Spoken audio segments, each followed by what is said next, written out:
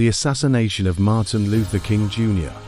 was one of the most tragic and defining moments in American history. Dr. King was a Baptist minister, activist, and the most visible leader of the American civil rights movement. Through peaceful protests, speeches, and marches, he fought against racial segregation and injustice in the United States. In early April 1968, King traveled to Memphis to support a strike by African American sanitation workers. These workers were protesting terrible working conditions, low wages, and unsafe environments. Two workers had recently died in a workplace accident, which intensified the call for justice. King believed their struggle was part of the larger fight for economic and racial equality.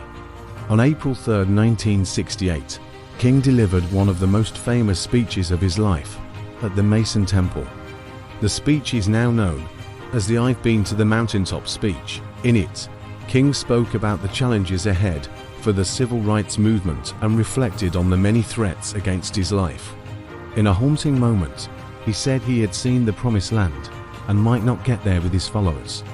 Many people later felt that his words sounded almost like a farewell. The next evening, April 4, 1968, King was staying at the Loren Motel.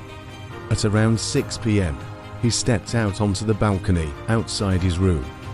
He was speaking with colleagues and preparing to go to dinner at the home of a local minister. At 6:01 p.m., a rifle shot suddenly rang out.